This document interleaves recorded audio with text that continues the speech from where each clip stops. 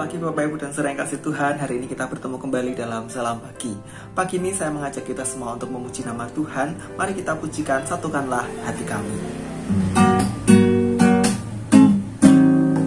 Satukanlah hati kami untuk memuji dan menyembah Oh Yesus, Tuhan dan Rajaku. Eratkanlah tali kasih di antara kami semua Oh Yesus, Tuhan dan Rajaku. Bergandengan tangan dalam satu kasih, bergandengan tangan dalam satu iman, saling mengasihi di antara kami, keluarga kerajaan Allah. Bapak Ibu dan Saudara yang kasih Tuhan, kadang dalam perjalanan kehidupan kita atau setelah kita menyaksikan banyak peristiwa di luar sana, kita menjadi bertanya-tanya dalam hati, mengapa seseorang begitu tega berbuat jahat atau berbuat yang tidak baik terhadap sesamanya. Seringkali muncul alasan-alasan yang menyertai ketika orang bisa berbuat yang tidak baik terhadap sesamanya. Namun demikian, alasan yang sering muncul atau alasan yang menjadi dorongan terbesar orang bisa berbuat jahat terhadap sesamanya adalah karena kebutuhan jasmani.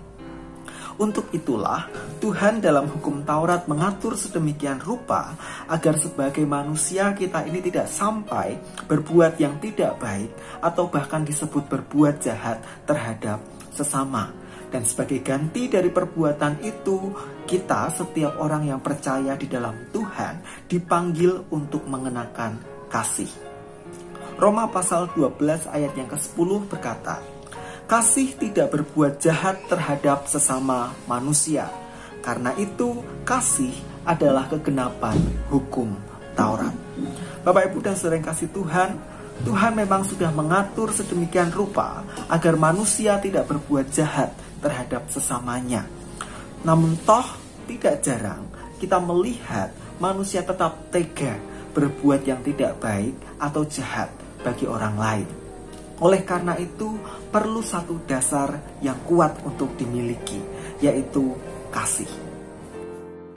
Alasannya Bapak, Ibu, dan Saudara yang kasih Tuhan, kasih mampu menahan kita untuk berbuat jahat terhadap sesama.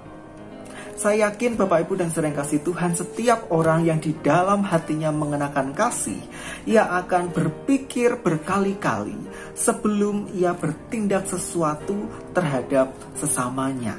Apalagi jika ia menyadari bahwa perbuatan yang ia lakukan itu merugikan atau bahkan disebut dengan perbuatan jahat. Kini kita belajar pentingnya untuk memikirkan kembali, menimbang atau merenungkan setiap tindakan yang akan kita lakukan terhadap sesama.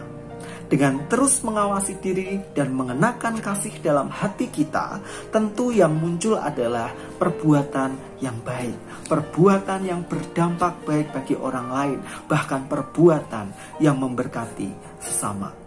Otokritiknya Bapak, Ibu, dan Saudara yang kasih Tuhan, kalau ternyata kehadiran kita bagi sesama dinilai hanya membawa dampak yang tidak baik, tidak memberkati, atau bahkan kita dinilai sebagai orang yang tega berbuat jahat bagi sesama, mungkin dalam hati, dalam hidup kita kurang mengenakan kasih.